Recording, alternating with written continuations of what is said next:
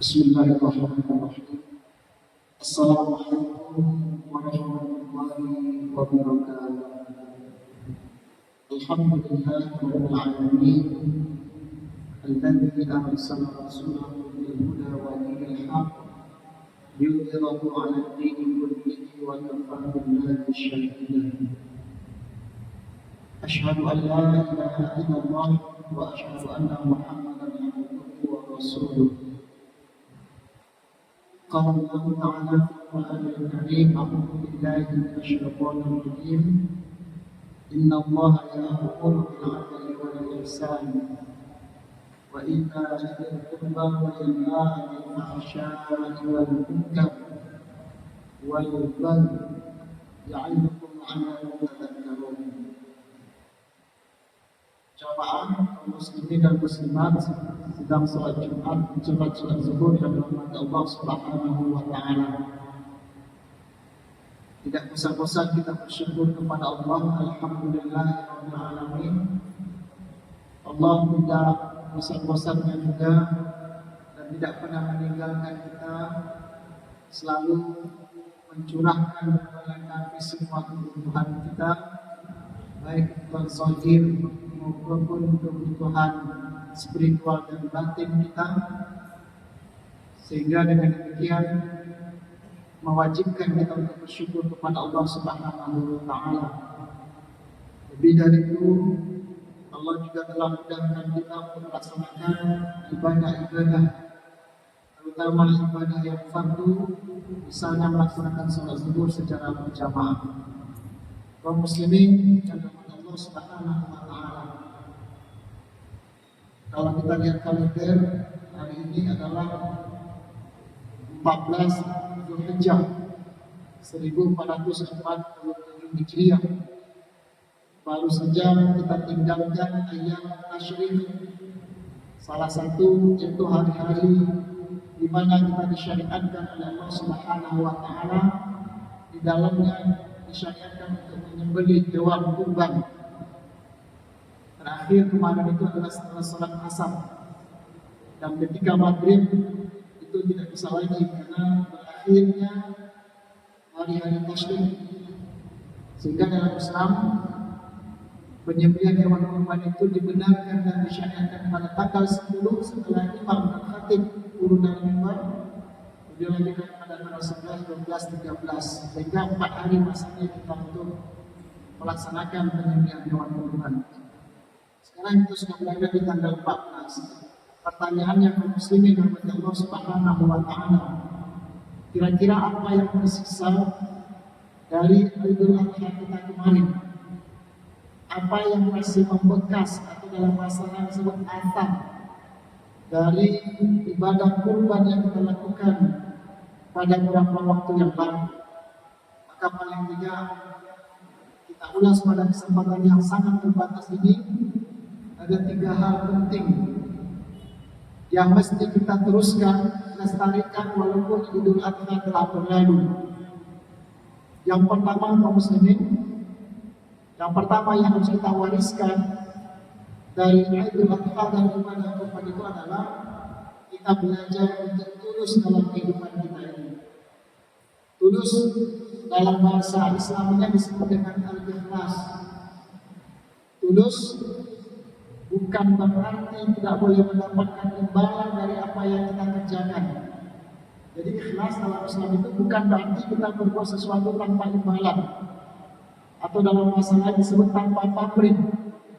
Tapi justru ikhlas itu adalah meminta imbalan hanya kepada Allah Subhanahu wa taala. Itu yang disebut dengan ikhlas. Orang yang ikhlas ini akan diganti oleh Allah Subhanahu wa taala dengan memudahkan segala urusannya dalam hidup.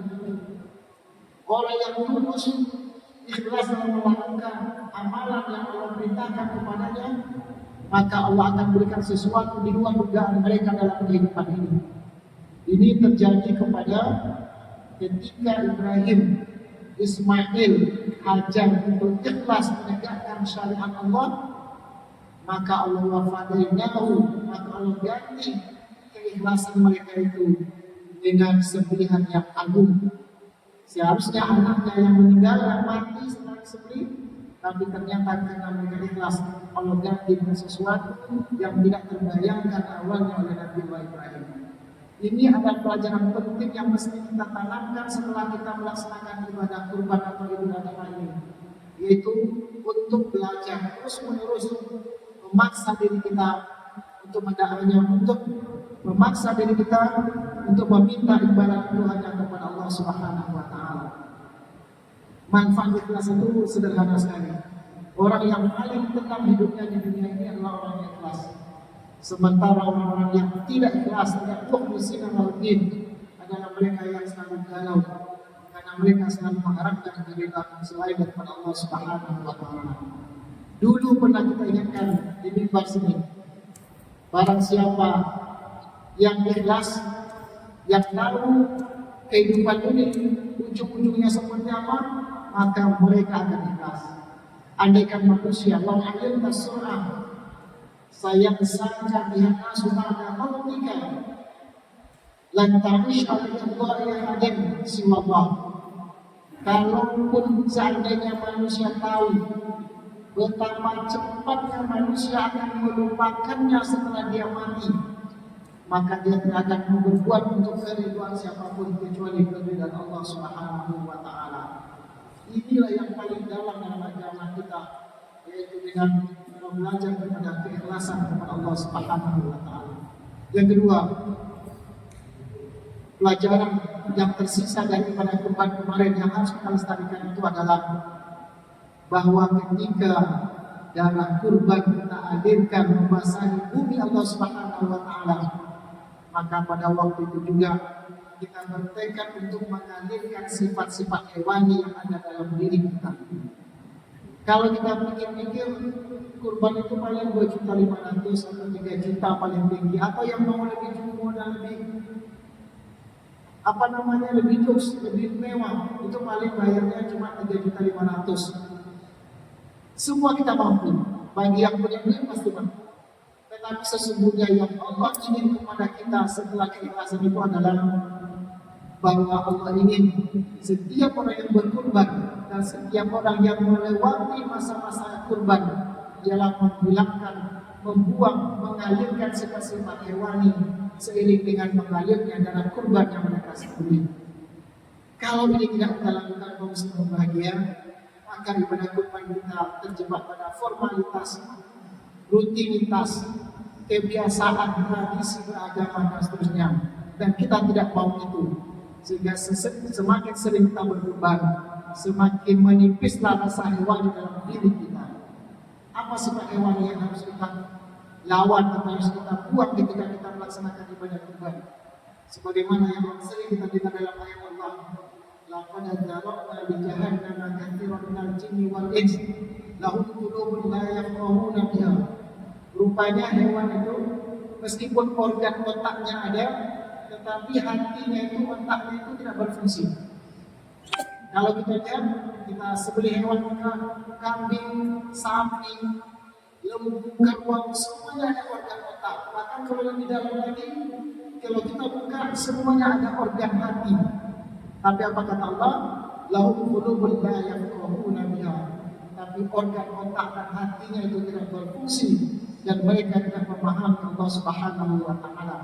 Maka kita tidak mau orang yang berkorban hatinya ada, otaknya ada, tetapi tidak berfungsi untuk mengenal Allah Subhanahu wa taala. Demikian juga mereka bisa punya mata, tapi Allah katakan, tapi mereka tidak bisa melihat. Mereka punya telinga, tapi telinganya tidak berfungsi untuk mendengar ayat-ayat Allah Subhanahu wa taala. Maka inilah yang menjadi target kita. Ketika kita berkurban, kita fungsikan hati kita untuk mengenal Allah Subhanahu wa taala. Kita fungsikan telinga kita untuk mendapatkan informasi yang terbaik mengenai agama, mengenai masa depan kita, mengenai kehidupan kita setelah mati. Dan kita punya mata, bisa memperhatikan apa saja yang bisa mengingatkan dan juga memudahkan ketika kita bertemu dengan Allah Subhanahu wa taala. Maka inilah yang menjadi target kita bila kita berkurban, hendaknya mengalirlah sifat-sifat hewani dalam diri kita. Yang ketiga, yang mesti kita pertahankan setelah ibadah kurban itu adalah sifat al-ihsan. Sifat al-ihsan. Sebagaimana Allah katakan, yang telah dibacakan di awal kuliah kita tadi. Inna Allah ya'muru bil adli wal ihsan. Sesungguhnya Allah menyuruh kita semua untuk berbuat adil dan berbuat ihsan. Coba bayangkan kaum muslimin yang Allah bedakan dua level manusia di sini, adil dan ihsan. Ternyata Allah tidak mencukupkan kita ini menjadi orang adil saja, tetapi lebih dari itu Allah perintahkan juga kita menjadi orang ihsan. Lalu apa bedanya adil dan ihsan? Kaum muslimin yang Allah Subhanahu wa taala, secara prinsip ihsan itu telah diajarkan oleh malaikat Jibril dulu kepada Nabi Muhammad ketika mengajarkan rukun iman, rukun Islam. Beliau katakan, "Anta budallaha ka'annaka tarah, fa illam takun tarahu fa innahu yaraka." Ihsan itu adalah sembahlah Allah seakan-akan kalian melihatnya, dan kalaupun kalian tidak sanggup melihatnya dan tidak bisa melihatnya, percayalah bahwa Allah bisa melihat kalian. Itu prinsip ihsan. Tetapi secara praktik, kaum muslimin berbahagia, ada terjadi perbedaan antara al-adil dengan ihsan. Di antara perbedaannya itu adalah bisa kita lihat kalimat berikut. Al-adil itu al-insaf, yaitu berlaku pertengahan. Orang yang adil adalah orang yang selalu mengambil jalan tengah. Apa maksud jalan tengah? Maksudnya di sini adalah iltizam bil wajibat.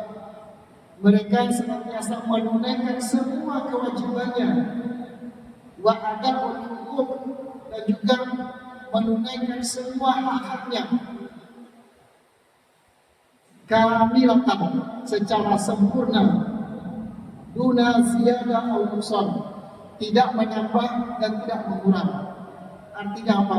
Orang yang adil itu adalah orang yang menunaikan semua kewajibannya sesuai dengan kewajiban tersebut tanpa mengurangi dan menambahkan. Misalnya kalau kita mau dalam kehidupan sehari-hari, kita dianggap sudah adil apabila kita sudah melaksanakan kewajiban yang ditetapkan oleh Allah, tetapi kita tidak tambah dengan hal yang bersifat sunnah. Ini sudah adil. Tetapi sesungguhnya Allah Subhanahu wa taala menyuruh kita bukan hanya adil, tetapi juga disuruh kita berbuat ihsan. Apa itu ihsan? Ihsan itu adalah melebihkan kebaikan, melebihkan kemuliaan dalam suatu amalan yang kita kerjakan. Misalnya begini, ihsan ketika kita bayar utang kita 1 juta, lalu kita bayar 1 juta, itu namanya adil. Tapi kalau kita berhutang pada orang, lalu kita kembalikan duit 1 juta, lalu kita beri hadiah lagi sedikit kelebihannya, maka itu namanya ihsan. Dengan catatan tidak disyaratkan ketika akad itu terjadi. Kalau disyaratkan berlebih, itu riba. Selagi kalau kita berhutang 1 juta, kita kembalikan 1 juta, itu namanya adil. Tapi kalau kita berhutang 1 juta, lalu sebaliknya tanpa ada syarat dari pemerintah, kita berikan kelebihannya, itu namanya ihsan. Maka dengan demikian berbuat ihsan ini adalah salah satu pelajaran penting dari ibadah kurban. Karena itu dalam sebuah hadis yang sangat masyhur, Rasulullah katakan yang dicatat oleh Imam Muslim, Innallaha kana ihsan ala kulli syai'. Sesungguhnya Allah telah mewajibkan kita berbuat ihsan terhadap semua hal. Jadi tidak hanya sekedar adil, meletakkan sesuatu pada tempatnya, tapi mengisi keutamaan terhadap hak tersebut. Maka disini disebutkan, jangankan dalam hal berbuat baik, dalam membunuh pun kita harus ihsan. Fa'idha fatantu fa'asinul qitlah. Kalau kalian membunuh, maka kalian juga harus berbuat ihsan dalam membunuh. Dan apabila kalian menyembelih, hendaklah juga kalian berlaku ihsan terhadap penyembelihan. Maka inilah sebagai pelajaran yang ketiga yang harus kita ingat terus menerus, bahwa jangankan dalam hal biasa, dalam hal membunuh orang pun kita harus berlaku ihsan. Seperti apa ihsan itu? Itu melakukannya dengan takaran-takaran syariat, menajamkan pisaunya dan lain sebagainya. Mungkin 3 inilah sisa yang harus kita lestarikan terus menerus setelah kita keluar dari Idul Adha ini dan telah melaksanakan ibadah kurban. Pertama, kita belajar ikhlas. Yang kedua, kita belajar untuk menghilangkan sifat hewan di dalam diri kita. Dan yang ketiga, cobalah kita berlaku ihsan, melebihi dari keadilan. Lembur bahasa kita itu yang disebut ihsan. Sementara pulang tepat waktu itulah adil. Sementara melebihkan masa kerja itu disebut dengan ihsan. Semoga Allah bantu kita semua untuk menjadi orang-orang yang ihsan dalam kehidupan kita. Subhanallah wa bihamdik, asyhadu an la ilaha illa anta, astaghfiruka wa atubu ilaik. Wassalamualaikum warahmatullahi wabarakatuh.